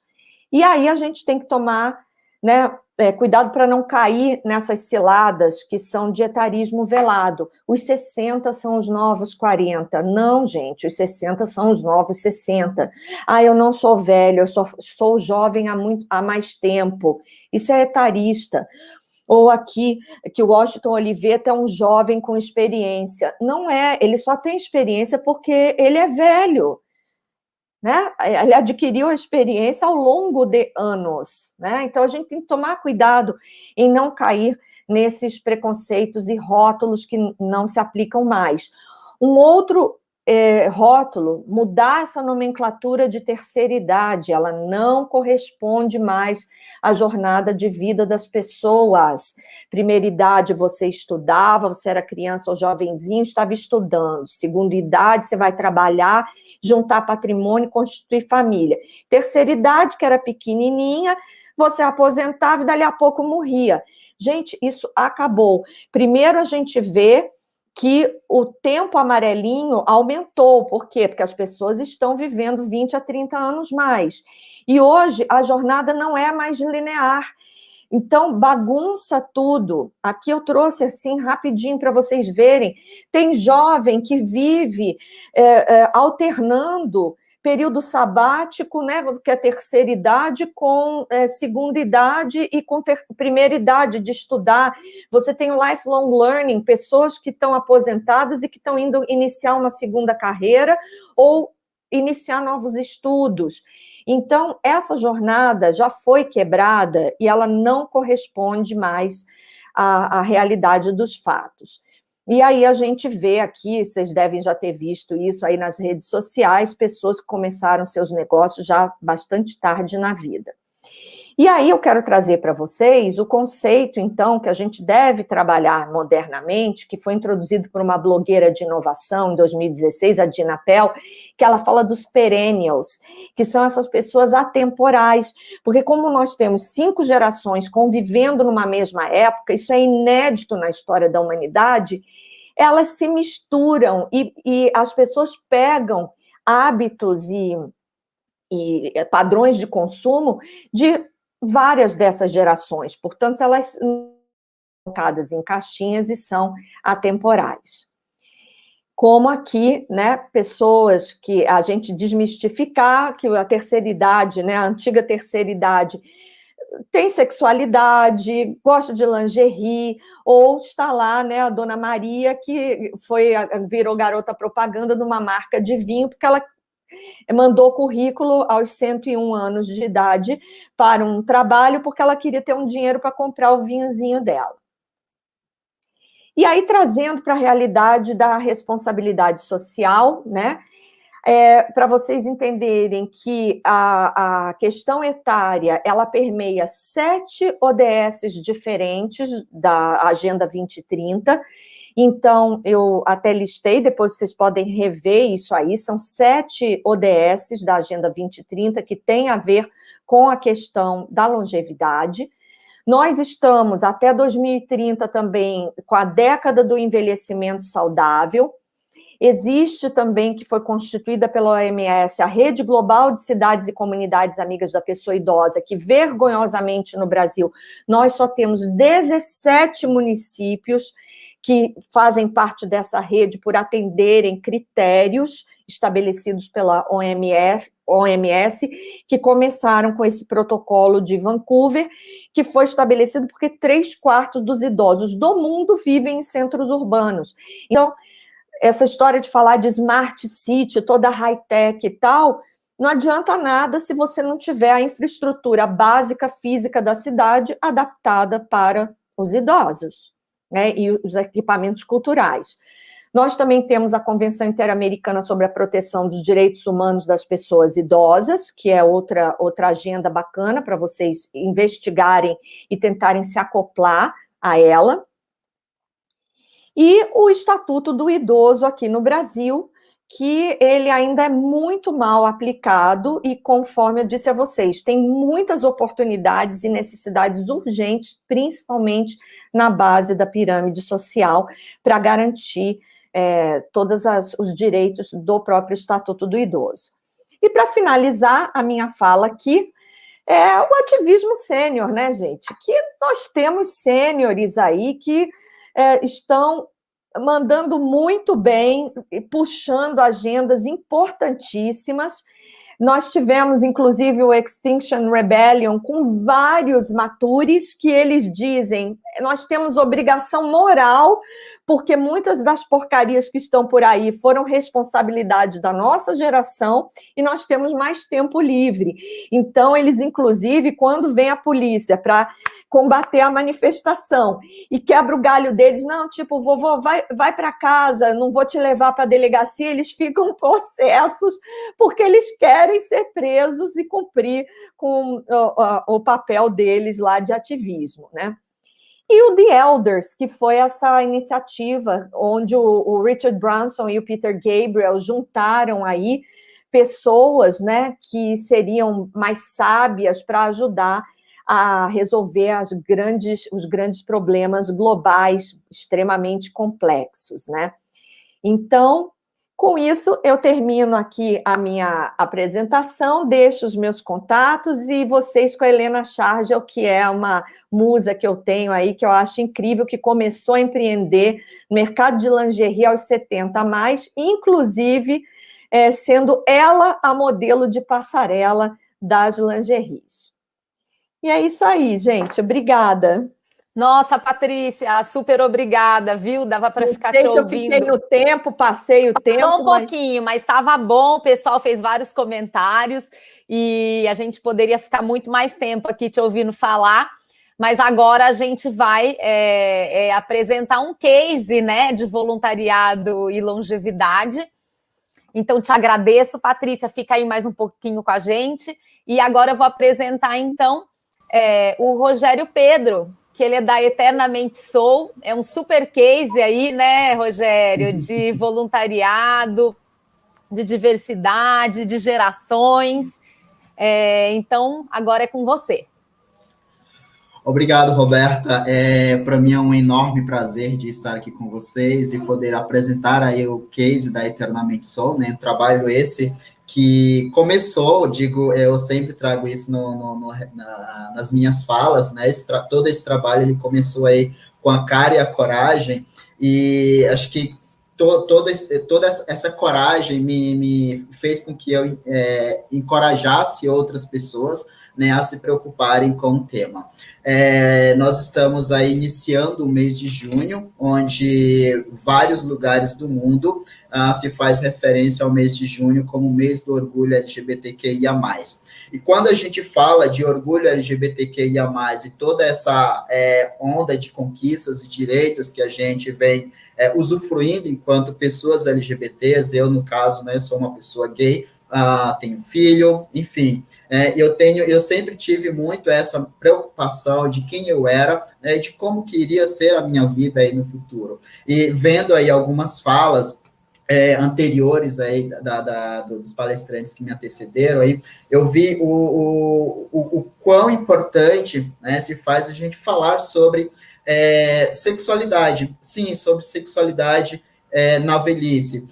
Uma vez que a sociedade como um todo, elas estão aí culturalmente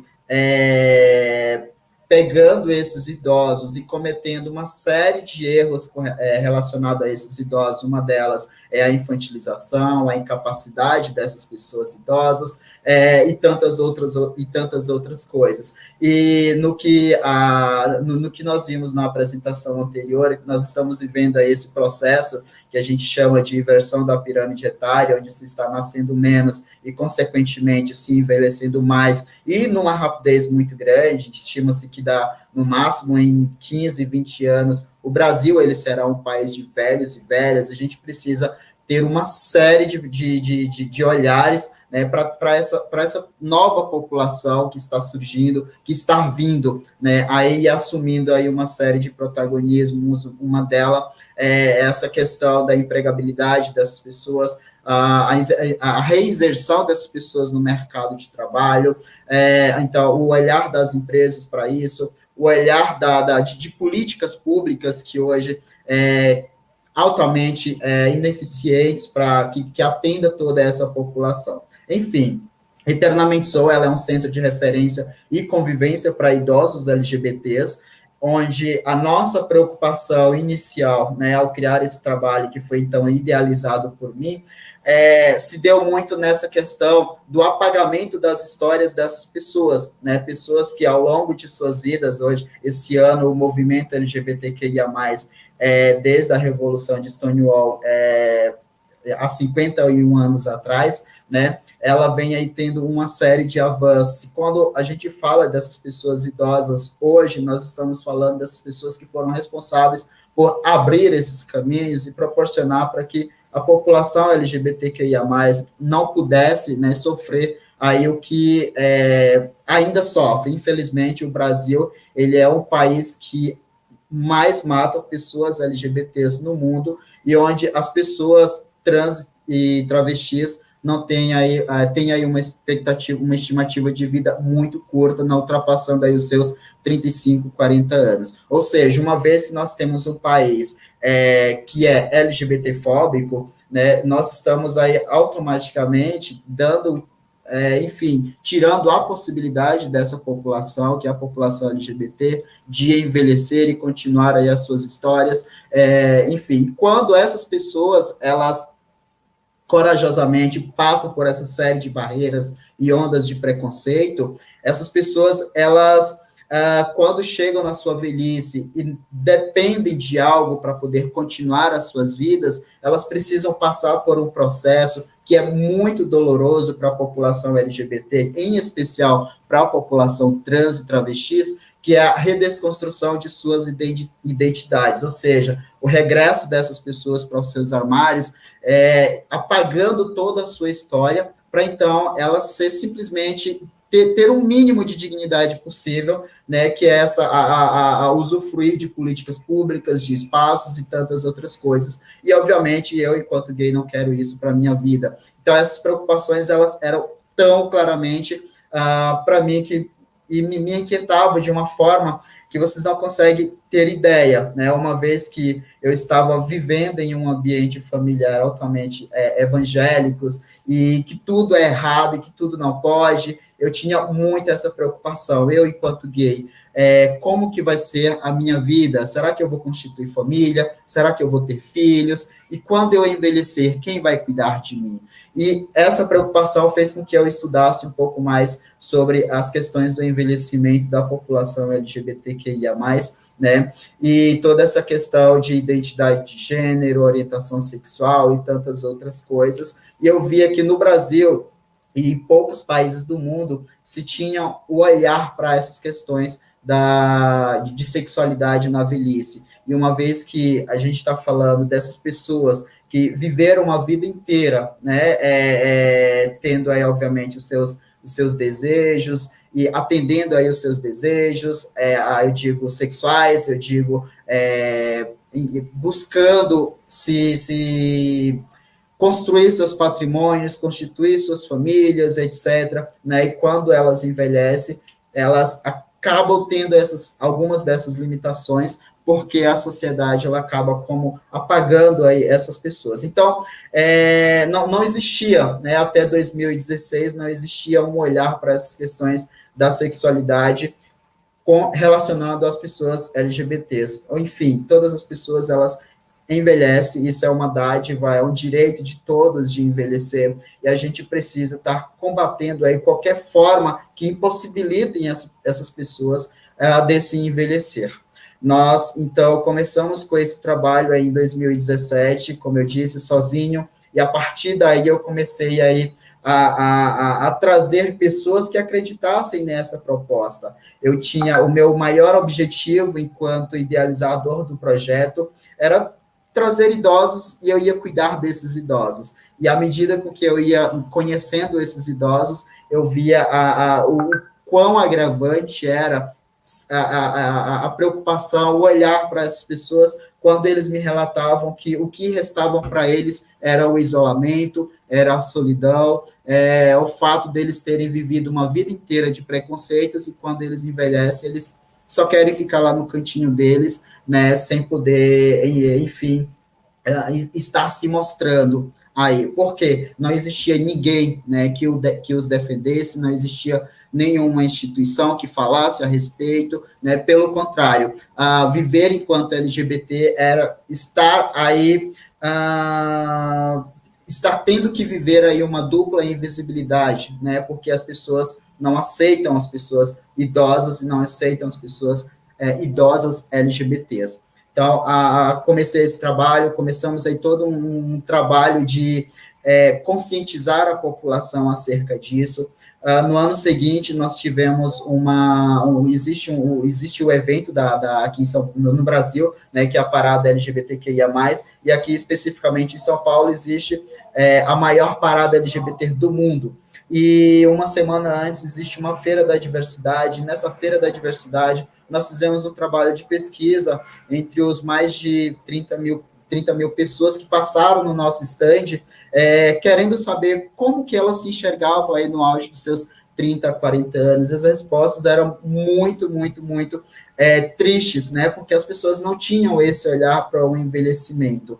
O trabalho ele foi crescendo, começou comigo, a gente foi tendo um número de 10, 15 pessoas, isso foi aumentando para 20. Hoje a Eternamente Sou, ela tem aí um time de aproximadamente 230 voluntários, e nós estamos presentes aqui na cidade de São Paulo, Rio de Janeiro, Santa Catarina, Belo Horizonte, e a gente tem muito essa aproximação com as empresas e com os grupos de voluntariados que as empresas têm, né? Uma vez que eles têm esse grupo, a gente leva a conscientização, a sensibilização para esses voluntários, né, fazendo com que também as empresas elas abracem. Uma vez que a gente leva essa temática de idosos e idosas LGBTs, a gente está valorizando aí o que há de especial em cada uma dessas pessoas. Durante esse período de pandemia, foi um dos momentos mais desafiadores aí para a população idosa como um todo, porque no primeiro momento as pessoas elas eram tidas como grupos de risco, né? E uma vez que elas eram tidas como grupos de risco, esses idosos eles foram alvos de uma série de coisas que eu digo que eram desnecessárias, né? Enfim, como muitas pessoas provavelmente se depararam com o vídeo do Catavelho e algumas outras brincadeiras, alguns outros vídeos desnecessários que andavam rolando aí, fazendo com que essas pessoas idosas sofressem isso tão fortemente, nessa questão aí da pandemia, mas a gente foi vendo que à medida com que os dias iam passando, já não existia mais essa coisa do grupo de risco. Todos nós fazemos, então, parte desse grupo de risco. E a Eternamente Sou, ela teve um olhar muito próximo e de estar aí tratando cada um dos 1.500 idosos que nós temos hoje dentro da organização de forma individual. Nós fomos aí, até onde eu sei, a única organização aqui na cidade de São Paulo onde a gente tinha um contato diário com esses idosos por meio de atividades online, atendimentos psicológicos, apoio e orientação jurídico, suporte com alimentação, medicação,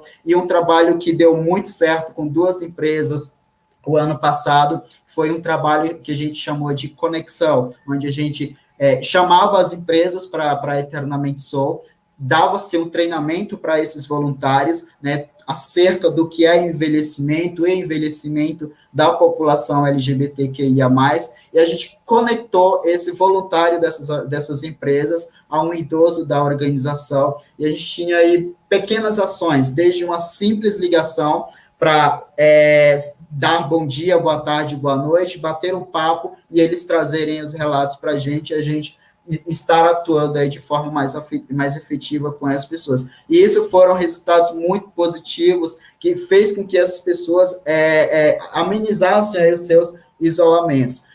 E eu digo que quando a gente fala dessa população LGBT idosa, a gente fala desse isolamento, nós estamos falando da intensificação do isolamento. Por quê? Quando a gente fala dos idosos LGBTs, e a gente está falando de que idosos LGBTs, indiferente do momento que nós estamos vivendo de pandemia, eles já viviam aí os seus isolamentos sociais, porque eles não podem falar abertamente que são gays, que são lésbicas, que são trans, travestis, etc., né, nos ambientes em que porque eles não seriam bem-vindos, né, e muitos desses idosos que são os idosos hoje, que tão corajosamente no passado tiveram aí uma série de rompimentos, e umas delas foram aí os rompimentos familiares, os laços familiares, né? Essas pessoas, elas já viviam aí sozinhas, porém, elas tinham aí alguns pontos que seriam aí esses pontos de, digamos que de refúgio, que é estar na casa de um amigo, que é curtir o barzinho no final de semana, que é de fazer uma viagem em grupo, enfim, esses eram os refúgios dessas pessoas idosas. E com o isolamento, elas tiveram que se submeter, né, a esse duplo isolamento de estar sozinho, e quando ele está dentro de um ambiente familiar, mesmo assim ele continua estando sozinho, porque dentro do ambiente familiar ele não consegue ser quem ele é, ou seja, ele tem que passar aí por dentro, para voltar para dentro desses armários, e é onde a Eternamente Sou hoje tem aí uma demanda muito, muito grande. Hoje nós temos aí mais de 15 psicólogos atuando somente aqui na cidade de São Paulo, todos eles estão com agendas lotadas de idosos LGBTs em atendimento, fazendo terapias, e a gente tem uma fila gigantesca, né, de outras pessoas idosas LGBTs para poder passar por esses atendimentos, porque eles estão sofrendo fortemente esse impacto do que é o isolamento, desse duplo isolamento social. Então, eu digo que a gente teve um avanço muito, muito grande com relação a isso, e todas as questões, quando a gente fala de envelhecimento da população brasileira, né, de todo esse processo de inversão da pirâmide etária, e a gente vê o que nós temos de políticas públicas que contemplem toda essa população, nós comparando a alguns outros países, nós estamos muito, muito, muito tempo atrasados, cerca de, sei lá, acho que 40 a 60 anos aí atrasados. Veja bem, hoje na cidade de São Paulo, nós temos aí algo em torno de 2 milhões e 100 mil idosos, né? E nós temos pouquíssimos equipamentos públicos, se eu não me engano, algo em torno de 90 a 100 equipamentos públicos para lidar com toda essa população. Nós temos um Estatuto do Idoso, onde o Estatuto do Idoso, se ela é cumprida 10% do que está dentro do Estatuto, é muito, né? E nós estamos vivendo também um momento, né, de percas de direitos. E uma vez que nós estamos vivendo essas percas de direitos, né, consequentemente, esses idosos, eles serão aí impactados muito, muito, muito, muito. Por isso se faz necessário aí essa união, né, a união dos ativistas da causa 60+, né, trazer essas reflexões para a sociedade como um todo, levar isso para dentro das empresas, trazer essas pessoas para um programa de voluntariado e sensibilizar essas pessoas para fazer a diferença. Porque uma vez que a gente faz a diferença, que a gente vem com o objetivo de fazer a diferença na vida de uma pessoa idosa, que seja, né, a gente está aí, de alguma forma, se redesconstruindo uma série de coisas, né, que foram nos dadas aí ao longo de nossas vidas, e a gente consegue, aí, consequentemente, passar isso para os nossos familiares, a gente consegue se enxergar além, a gente consegue nos preparar aí para a nossa própria velhice, né, olhando aí esses desafios que nós temos. Então, é uma preocupação gigantesca da Eternamente Sou, de proporcionar um envelhecimento digno e ativo para todos e todas,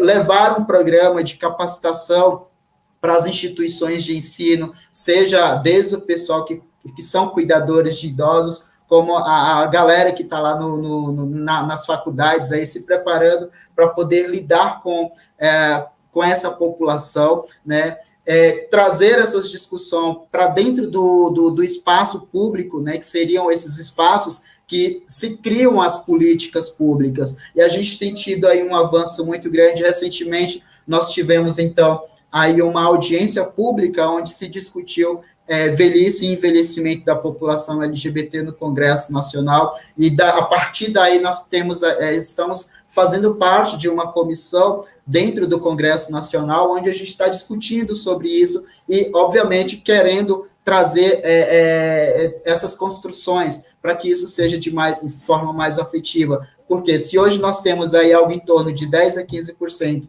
da população brasileira que são LGBTs, nós estamos falando também aí de uma população que vai envelhecer, que mais do que nunca nós queremos combater e tirar o Brasil desse ranking, né, de país que mais matam pessoas LGBTs e fazendo com que as pessoas LGBTs também tenham aí esse direito de envelhecer. E essa construção, ela só vai ser possível, né, se todo mundo se esforçar o mínimo que for para si próprio, né, e falar, eu quero envelhecer, eu tenho o direito de envelhecer, né, e fazer com que isso seja, então, uma bandeira de todas as pessoas, né, acho que é a partir do momento que você constrói, que você nasce, e você vai construindo aí toda a sua vida e tendo aí uma série de conquistas, né, envelhecer também é uma dessas conquistas, é um direito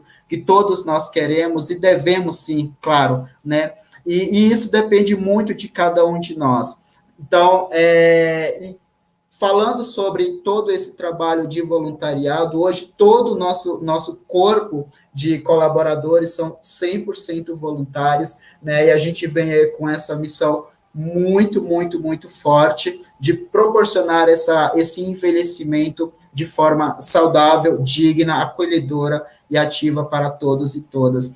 E os relatos que a gente tem de cada um dos nossos assistidos aí dentro da organização, são os melhores possíveis, né, de pessoas que no auge dos seus 50, 60, 70 anos tiveram a coragem de se assumirem, pessoas que no auge dos seus 60, no auge dos seus 60 tiveram a coragem de passar por um processo de transição, né, para que então ela pudesse se aceitar como ela sempre se via, mas que isso eram negados. Enfim, a gente tem aí diversos cases para que vocês possam estar aí acompanhando tudo que a gente vem fazendo. Siga as nossas redes sociais, né? A gente está sempre trazendo esses conteúdos aí que são extremamente essenciais aí para que vocês possam estar, enfim, sabendo um pouquinho aí mais sobre a Eternamente Soul. É isso, gente. Ei, Rogério, muito obrigada, parabéns. O pessoal está aqui emocionado no chat aí, com o seu relato, né, com a sua coragem, com esse trabalho incrível, né? E, gente, é isso, as empresas têm que olhar para esse público, né? Até escrevi isso no chat, né? Uma organização como Eternamente Soul tem que ser valorizada, tem que ser apoiada, atuando 100% com voluntários, né? Olhando, né, para essa população, fantástico mesmo. Super obrigada, Rogério. Depois a gente vai divulgar para todo esse mailing, sim, a Eternamente Soul.